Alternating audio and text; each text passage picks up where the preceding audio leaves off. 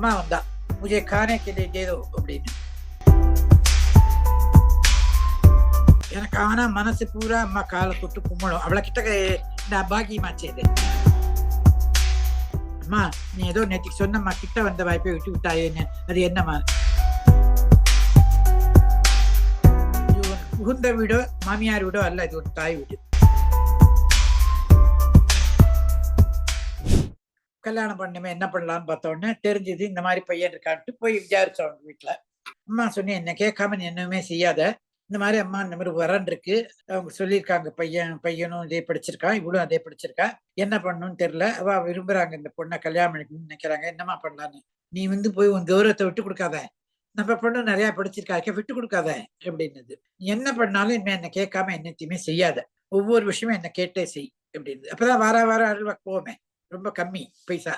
என்னால் மெட்ராஸ் திரும்பினா ஓடி போயிடுது அம்மாட்ட கேட்கறது. அம்மாட்ட கேட்ட உடனே அம்மா சொல்லிட்டு, இவங்க பையன் வீட்டுக்கு போயிருந்தோம், போயிட்டு கேட்டுட்டு வந்தோடனே அவங்க சொன்னாங்க கல்யாணம் பண்ணலாமா அப்படின்னுட்டு.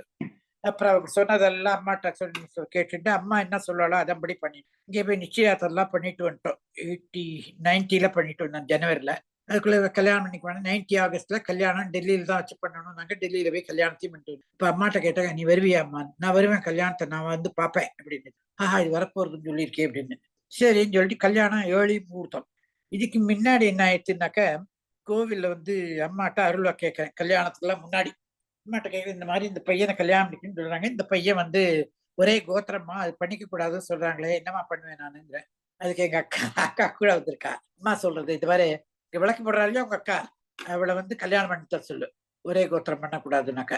2 பேரும் அன்னைக்கு கோயிலுக்கு போயிருக்கோம், அவளை கல்யாணம் பண்ணி கொடுக்க சொல்லு, அவங்க கல்யாணம் பண்ணி கொடுக்கட்டும் அப்படின்னு. அம்மா வரைய சொல்லியிருந்தாளே, அம்மா வரக்காண்டி அப்படின்னு நினைச்சிட்டு, அதனால பத்திரமா கொடுக்க நான் வாசல் நின்றுருக்கேன் சில ஃப்ரெண்ட்ஸோட எல்லாம். ஒரு அம்மா வந்தா.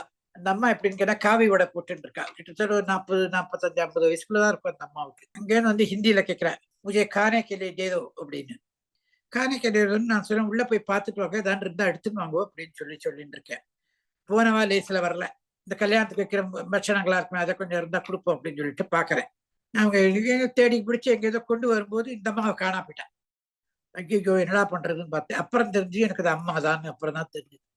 அப்புறம் அமெரிக்காவுக்கு சேர்ந்தா, இவ முதல்ல மருமகன் வந்தா, அப்புறம் வேலையை வாங்கிட்டு வந்தாங்க. வேலையை வாங்கிட்டு அமெரிக்காவில் கொஞ்ச நாள் வேலை பார்க்கலாம். இவ ஒரு இடத்துல வேலை பார்க்குறேன், அவர் ஒரு இடத்துல ஆஃபீஸ் பண்றேன், பிஹெச்டி பண்ணிட்டு இருக்கார் மருமகன். அப்புறம் கொஞ்ச நாள்ல என்னாச்சு, இவளுக்கு அதே காலேஜ்ல அட்மிஷன்.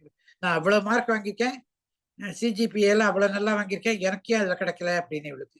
அப்புறம் என்ன காரணத்துக்கு நிறுத்தி வச்சா தெரியல. அப்புறம் கல்யாணம் ஆன பிறகு அவளை அனுப்பிச்சு வச்சா அம்மாங்க. அதே யூனிவர்சிட்டியில அவளுக்கும் கிடைச்சி விட்டு, கிடைச்சு அவளும் படிச்சு 2 பேரும் டாக்டரேட் பண்ணிட்டு வெளியில வந்தாங்க. இந்த மாதிரி அம்மாவுடைய அனுபவங்கள் ஒன்னொன்னு. இந்த மகளை நான் ஆண்மகனை போல் வளர்க்க போகிறேன், ரொம்ப நல்லா மேல மேல படிப்பாயோ, பெரிய பதவியில எல்லாம் உட்காந்து வைக்க போறேன் அப்படின்னது. அதுக்கேற்ற மாதிரி கொஞ்ச நாள் அங்க வேலை பார்த்தா, எல்லாத்தையும் வேலை பார்த்து இப்ப சொந்த கம்பெனி ஆரம்பிச்சு சொந்த கம்பெனியா நடத்திட்டு இருக்காங்க. அவங்களுக்கு 2 குழந்தைகள், ஒரு பொண்ணு ஒரு பையன். பையனும் படிச்சு முடிச்சுட்டு நல்ல வேலையில இருக்கா, பொண்ணு அடுத்த வருஷம் முடிக்க போறா. நல்லா சந்தோஷமா இருக்கா, அம்மாவுடைய அருளால இதுவரையிலும் ஒரு குறையும் இல்லாம சந்தோஷமா இருக்கா. நான் கோவில் அப்பதான் முடிஞ்ச அளவுக்கு 40 நாள் தொண்டு செய்வேன், முடியாத போது வீட்டுக்கு போயிட்டு வருவேன். இடையில என்ன பண்ணா, இந்த தலைமை பொறுப்பாளர் என்ன சொல்லிட்டா, நீ எப்ப பார்த்தாலும் வீட்டுக்கு ஓடி போயிடுற, தொண்டே செய்ய மாட்டேங்கிற, எதை எடுத்தாலும் குத்தம் கண்டுபிடிச்சா நான் தான் என்ன பண்ணேன். நேரா போனேன் அம்மாட்ட. அப்ப புத்து மண்டபம் இடிச்சு கட்டியிருந்தாலும் என்னமோ கருவறை பின்னாடி அம்மா அருள்வாக்கு சொல்லியிருந்தா, என்ன இப்படி கோச்சுக்கிறா, நான் என்ன பண்ணட்டும், 40 நாள் இங்க இருக்கு, என்னால் தொண்டு செய்ய முடியல, அதனால போயிட்டு வரேன். அம்மா சொன்னிட்டு, இது உனக்கு பிறந்த வீடோ முகுந்த வீடோ மாமியார் வீடோ அல்ல மகளே, இது ஒரு தாய் வீடு, உனக்கு எப்ப முடியுமோ அப்ப தொண்டு செய், இது நான் சொல்றேன் உனக்கு அப்படின்னு. நீ பாட்டுக்கு சொல்லிட்டு போயிடுவ அம்மா பாட்டுக்க, அது ஒத்துக்கணுமே பாக்கி எல்லாருமே அப்படின்னு நினைச்சிருந்த மனசுல. கொஞ்சம் தூரம் தள்ளி வந்துட்டேன், மறுபடியும் கூப்பிட்டேன், மறுபடியும் சொல்றேன், இது உனக்கு புகுந்த வீடோ மாமியார் வீடோ அல்ல, இது ஒரு தாய் வீடு, எப்பப்பெல்லாம் முடியறதோ தொண்டு செய் அப்படின்னு. சரிம்மா அப்படின்னு சொல்லிட்டு வந்துட்டேன். அதை நேரம் அந்த தலைமை கிட்ட சொன்னேன், குடும்பமானவர்கள் எப்பப்ப முடியறதோ அப்பப்ப தொண்டு செஞ்சுட்டு போயிடுவேன். மெட்ராஸ்ல இருந்து தை வெள்ளிக்கிழமைன்னு நினைக்கிறேன் நான். எல்லாரும் கிளம்பியா வா வீட்டுக்கு போயிட்டா, நான் உட்காந்து அங்க தொண்டு செஞ்சுட்டு இருக்கேன். எனக்கு அம்மா பொறுப்புல போட்டுது எங்களெல்லாம், நீ ஊர்வலத்துக்கு பொறுப்பெடுத்து தொண்டாற்றின்னு எங்க 3 பேரை போட்டது. அப்புறம் சில பேரை இருமுடிக்கு போட்டது. அந்த காலத்துல ஒரே மண்ணு தானே, என்ன பண்றதுன்னு எனக்கு தெரியாது. அதனால உட்காந்து சாக்கால தட்டிக்கிட்டு எல்லாம் பண்ணுவோம். தலையெல்லாம் அப்படியே விரிச்சு போட்டெல்லாம் போறாள், அதனால தலையெல்லாம் ஒரு ரிப்பனை வாங்கி வச்சுப்போம். அவள் தலையெல்லாம் கட்டி விட்டு படுத்துக்கிற போது காலெல்லாம் சுத்தி வச்சுக்கோங்க எல்லாம் சொல்லி ரெகுலேட் பண்ணி அனுப்புறது. ஒரு 2, 3 அசிஸ்டன்ட் வச்சுப்போம். என்னடா அம்மா வராங்க இப்ப எப்படி நான் வெளியில போறதுன்னு இப்ப இந்த கீதா அவ சொன்னா, ஆண்டி இப்ப நீங்க வெளியில போகாதீங்க, அம்மா வராங்க. இங்க வந்து எல்லாரும் கலசம் எல்லாம் சுத்துறாங்க. விளக்குக்கெல்லாம் பொட்டு வைக்கிறாங்க.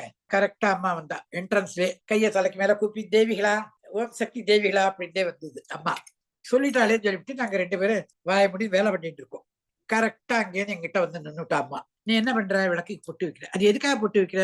"அம்மா அது விற்பனைக்கு போறது." மறுபடியும் என்கிட்டயே நின்னுட்டே இருந்தது. எனக்கு ஆனா மனசு பூரா அம்மா கால தொட்டு கும்பிடும். அவள கிட்ட நான் பாக்கியமாச்சே இது. ஆனால் தலைமைக்கு பயந்துண்டு வழக்கம் போல நான் பேசாம இருந்தேன். அடுத்தா போல இந்த தொண்டர் அவர் என்ன பண்ணார், அர்ச்சனை சாமான்லாம் பையில போட்டுட்டு இருந்தார். அவர்ட்ட போய் கொஞ்ச நாள் பேசிட்டு, அப்புறம் இன்னும் கொஞ்ச நாள் போய் வேற யார்ட்ட இல்லாம கொஞ்ச நாள் பேசி, அப்புறம் நேரா இந்த ஆபீஸ் ரூம் போச்சு. அந்த 3 பேரும் விழுந்து நமஸ்காரம் பண்ணான். இங்கேருந்து நான் சொல்றேன், அம்மா நான் நமஸ்காரம் பண்றேன் அப்படின்னு இங்க இருந்து சத்தம் போட்டு இருந்த இடத்துல நமஸ்காரம் பண்றேன். நமஸ்காரம் பண்ண அம்மா சொல்ல, கிட்ட வந்த வாய்ப்பை விட்டு விட்டாயே. மறுநாள் முதல் தட்டா வச்சேன். அம்மா நீ ஏதோ நேத்திக்கு சொன்னம்மா, கிட்ட வந்த வாய்ப்பை விட்டு விட்டாயேன்னு. அது என்னம்மா? இங்க வா.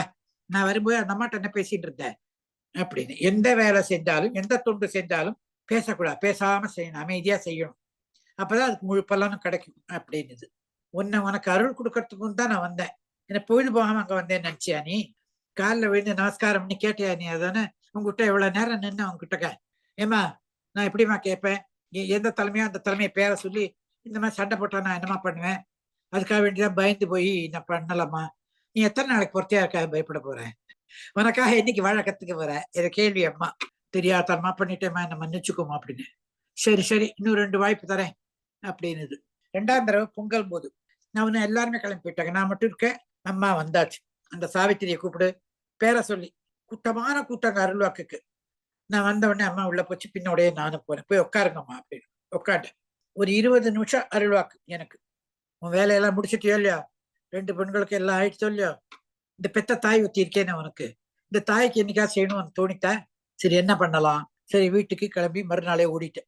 என் பின்னாடியே எல்லாரும் ஓடி வந்தாங்க. உனக்கு அம்மா என்ன சொன்னாங்க, என்ன சொன்னாங்க, என்ன சொன்னாங்க? நான் சொன்னதெல்லாம் சொல்ல முடியாதுங்கிறதெல்லாம் சில விஷயங்கள்லாம் மாடிக்கு போயிட்டா நோட்ல மறந்து போயிடுவேன். அம்மா சொன்னதை 5 நிமிஷத்தை மறந்து போயிடும். நான் ஞாபகம் இருக்கிறவர்களும் எழுதிட்டேன். மறுநாள் காலையில அம்மா சொன்ன வேலையை செஞ்சுட்டு வந்தேன். அதுக்கப்புறம் சொன்னேன், வருஷம் அம்மா பிறந்த நாள் அன்னைக்கு நீ செய்யுமா செய்யறேன் அப்படின்ட்டு. ஏதோ தைரியத்துல குண்டு தைரியம் நான் சொல்றேன்னா அதுக்கு அரேஞ்ச்மெண்ட் பண்ணி கொடுப்பாட்டுற தைரியம். 3வது சொன்னால அம்மா 3வது வாய்ப்பு தரேன். என்ன கொடுத்தாளா கொடுக்கலையா? மறுபடியும் ஞாபகம் வர சொல்றேன். ஓம் சக்தி. Please like, share, and subscribe to the Bangaru Amma Global YouTube channel for more inspiring and uplifting videos like this one.